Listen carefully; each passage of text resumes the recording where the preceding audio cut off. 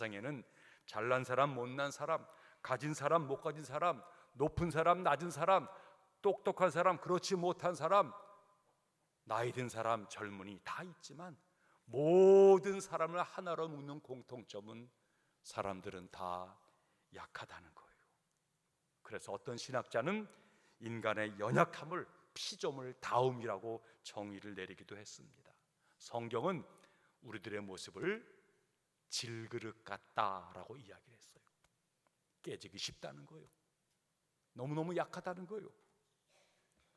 순식간에 허물어질 수밖에 없는 게 우리들이라고 하는 것입니다. 육체적으로 그래요.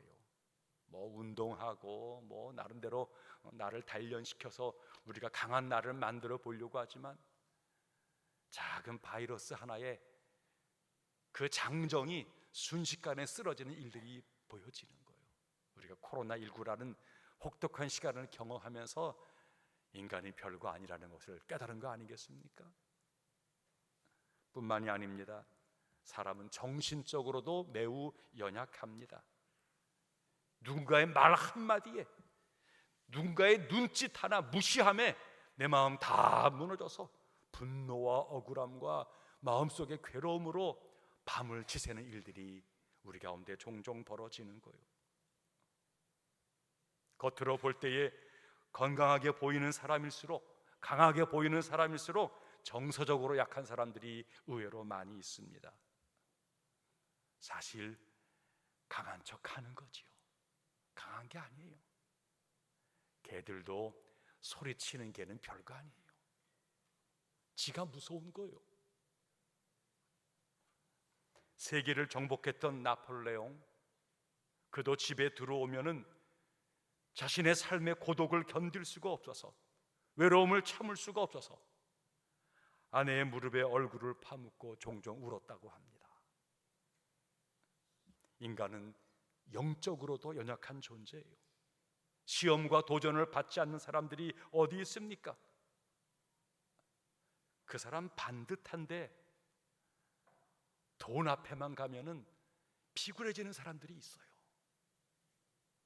돈 앞에서는 나름대로 깨끗하고 힘 있는 것처럼 보이는데 이성 앞에 가면은 꽈당 넘어지는 사람들도 많이 있습니다.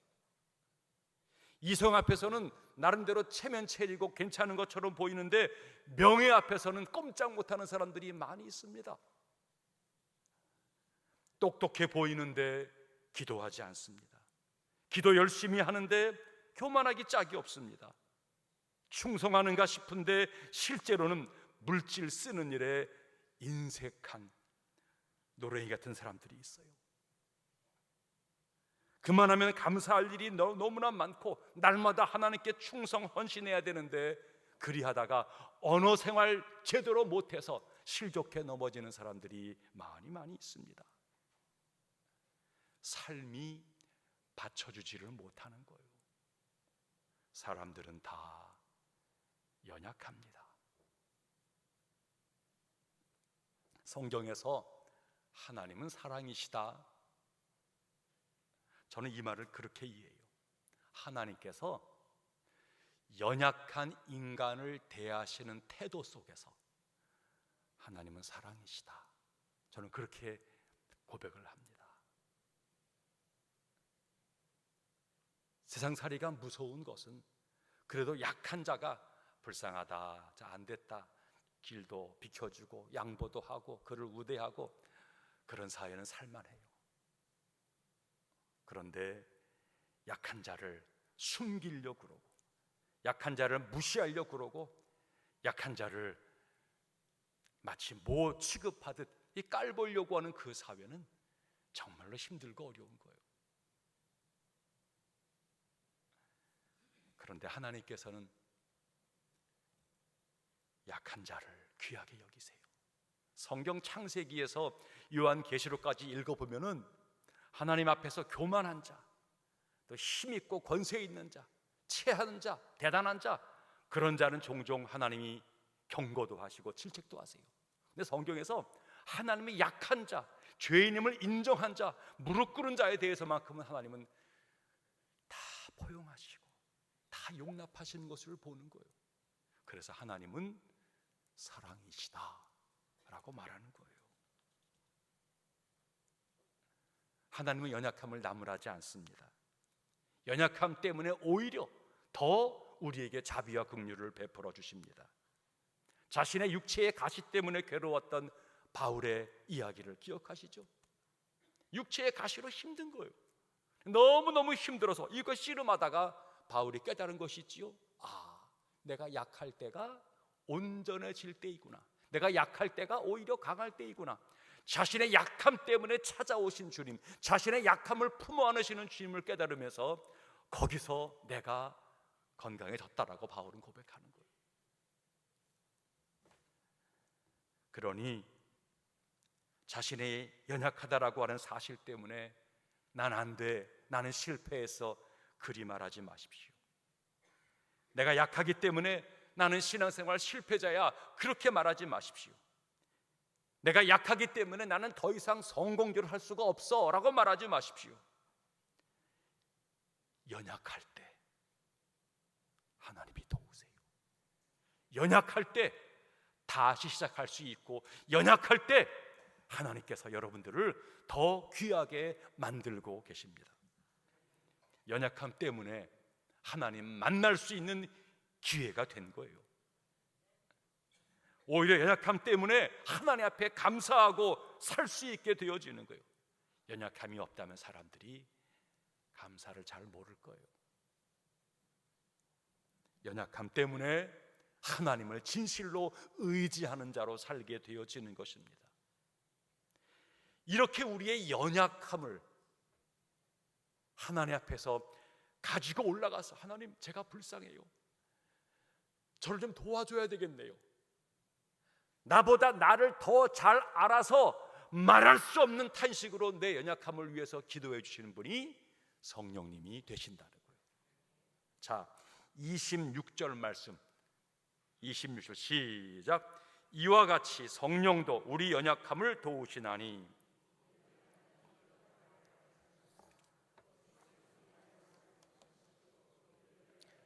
친히 간구하시느니라. 아멘. 참, 이 말씀이 얼마나 귀한지요. 성령이 우리 연약함을 도와서, 그 약함 때문에 부끄럽다, 내가 참 이렇게 죄를 지었구나, 나 문제가 많은데, 그래서 그 약함 때문에 씨름하고 괴로워하는데 성령은 오히려 우리 안에서 말할 수 없는 탄식으로 아파하고 힘들어하는 우리를 대신해서 하나님께 중보 기도하고 있다는 거예요. 성령이 우리 연약함을 도우신다. 여러분, 이 도운다라는 성경 말씀, 이 단어가 아주 특별한 단어예요.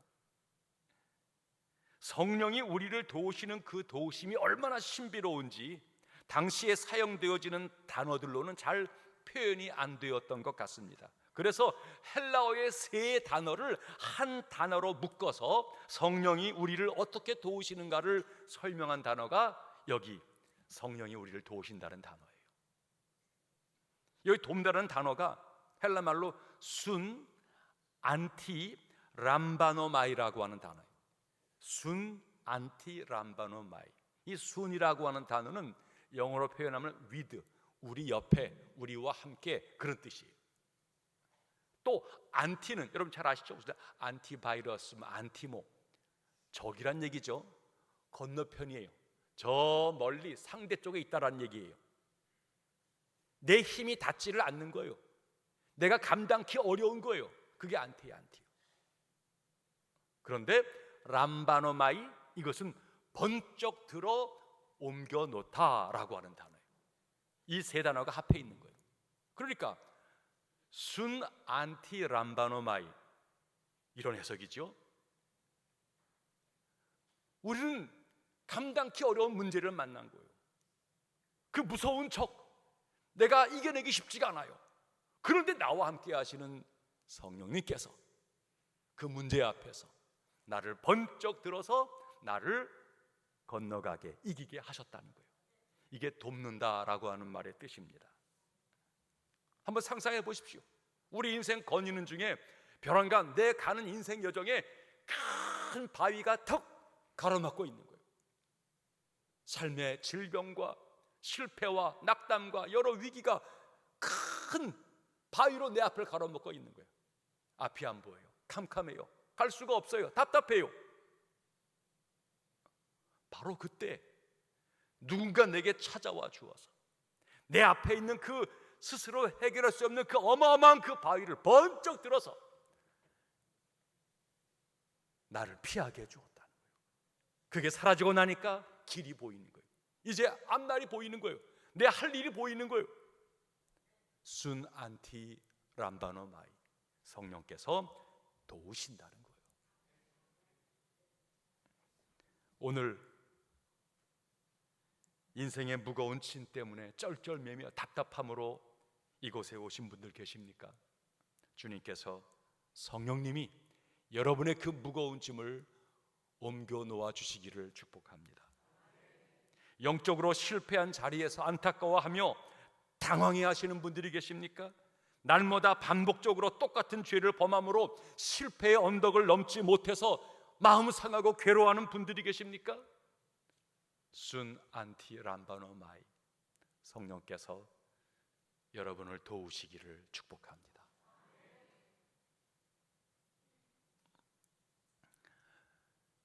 말씀 서두전에 이야기했지만 어떻게 제가 준비한 설교가 하나님의 음성이 되겠냐는 거예요. 어떻게 내가 부른 노래가 하나님이 들으시는 찬양이 되겠냐는 거예요. 어떻게 내가 부르짖는 그 소리가 하나님에게 상달되어지는 기도가 되겠냐는 거예요. 어떻게 내가 와서 앉아 있다고 이 내 몸부림이 어떻게 하나님 앞에 예배가 될 수 있겠냐는 거예요. 순 안티 람바노마이, 성령께서 도우시기 때문에 그것이 되어지는 거예요.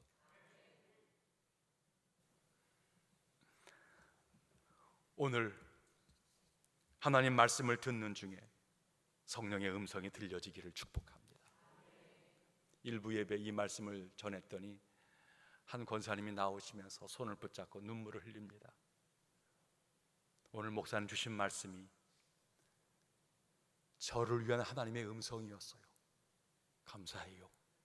인사하시는 거예요. 저는 몰라요. 아니면 하나님께서 성령을 통해서 그 여인의 귀에 제 설교가 하나님 음성으로 들려지게 하셨어요. 이런 일들이 벌어져요. 성령이 하시는 거예요. 28절 말씀 보시기 바랍니다. 시작. 우리가 알거니와 하나님을 사랑하는 자 곧 그의 뜻대로 부르심을 입은 자들에게는 모든 것이 합력하여 선을 이루느니라. 아멘. 성령께서 도우셔요. 도우시는데 어떻게 도우시느냐? 성령의 도우심의 완성이 뭐라고요? 하나님을 사랑하는 자 곧 그의 뜻대로 부르심을 입은 자들에게는 모든 것이 합력하여 선을 이루어질 거야. 하나님이 사랑하는 자, 하나님의 뜻대로 부르심을 받는 자에게는 모든 게 합력해서 선을 이룬다는 거예요. 여러분, 하나님이 선을 이루세요. 하나님이 주도하시고 하나님이 역사하신다는 거예요.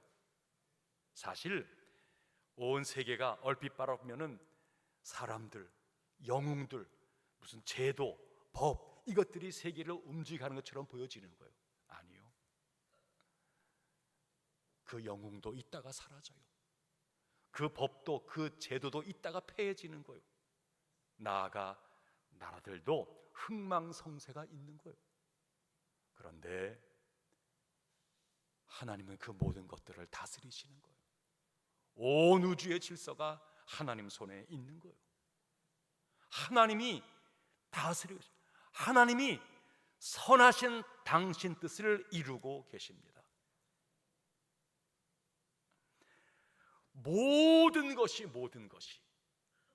모든 것이 선을 이룬대요.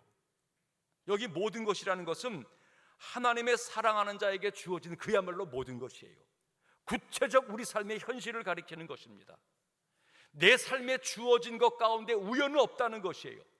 너의 성공과 실패, 건강과 질병, 명예와 굴복, 전쟁과 평화, 너의 모든 것, 그 위에 계신 하나님께서 당신의 섭리로 그것들을 선으로 이끌어가고 계시다는 거예요. 우리가 알든 알지 못하든, 납득하든 그렇지 못하든, 하나님은 모든 일을 당신의 선하심으로 다스리고 계십니다. 사람들은 종종 뒤늦게 깨달을 때가 많아요. 내가 왜 그때 그렇게 어려움을 당했었는지, 내가 그때 왜 실패하고 넘어졌는지, 내가 질병에 시달리고 내가 그때 왜 이렇게 고독했는지 그때는 잘 몰랐어요. 그러다가 나중에 그래서 그렇구나. 여러분, 하나님이 사랑하는 자, 하나님 뜻대로 부르심을 받은 자들에게는 그 모든 것이 하나님의 뜻이었어. 하나님은 선하시다, 하나님은 신실하시다, 그 고백을 갖게 한다는 거예요. 구약의 욥이 대표적이었죠. 너무 큰 어려움을 겪은 거예요. 감당하기 어려웠어요. 그래서 그것 때문에 하나님을 믿는다 했지만 마음속에 불편함이 가득했어요. 왜 하나님 내게 이런 일을 주십니까? 감당할 수 어렵습니다. 그것 때문에 친구들과 논쟁을 벌이게 되어지는 것이죠. 욥아, 너 정말 믿음 있냐? 하나님 믿어? 니들이 뭔데? 니들이 이런 거 경험해봤어? 내 처지를 니들이 알아? 논쟁이 벌어지는 거예요. 하나님이 의심되어지는 것이죠. 그러다가 욥이 깊은 그 신음 속에서 고백하는 말이 있지요. 하나님, 내가 앞을 봐도 하나님 안 보입니다. 뒤를 봐도 안 보입니다. 좌우를 둘러봐도 하나님이 보이지를 않습니다. 맞아요. 미로에 갇힌 것 같아요. 사방을 둘러 벽이에요. 내가 가는 길마다 자꾸만 막힌 길이 되어지는 거예요. 미로에 빠진 거예요. 그런데 그 다음 욥의 고백이 뭡니까? 나는 막혔어요. 나는 너무너무 힘들어요. 그런데 욥의 발상의 전환, 내 관점이 아니라 하나님은 나를 아신다는 거예요. 하나님은 내가 어디 있는지, 하나님은 내가 당한 처지 형편을 하나님은 아신다는 거예요. 마치 미로의 저 위에서 내가 지금 막혀 있지요. 문제가 있어요. 근데 내가 있는 자리를 저 위에 계신 분은 아신다는 거예요. 그러면 됐지요. 하나님이 아시면 됐지요. 사랑하시는 하나님, 내게 가장 좋은 곳 하나님, 은혜 하나님이 내 형편과 처지를 알면 됐지요. 그러면 하나님의 때에 구원해 주시리라. 막힌 것처럼 보이지만 헤매고 방황하면 언젠가 길이 열리리라. 하나님이 인도하신다면. 그리고 그 과정, 그야말로 상처 있고 눈물 나고 괴로움의 시간이지만 이 모든 것들은 나를 단련하신 후에는 내가 순금같이 되어 나오리라. 그 과정이 힘들고 어렵겠지만 거기서 때가 빠지고 불순물이 제거되어지면서 거기서 내가 정결한, 신실한, 제대로 된 믿음의 사람으로 세워지면 난 만족한다는 거예요. 할렐루야. 그게 우리 고백 아닙니까? 하나님은 모든 것을 쓰셔서 우리에게 선을 이루셔요. 또 한 가지는 그 모든 것이 합력하여 선을 이루신다 말씀하십니다. 그 모든 것들이 서로 합동해서 연결져서 내게 뭔가 역할을 벌이고 있다는 거예요.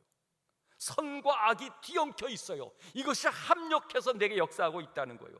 의인과 악인이, 성공과 실패가 이게 함께 뒤엉켜서 내가 보기에는 이해가 안 돼요. 그런데 모든 게 합력해서 하나님은 역사하고 계시다는 거예요.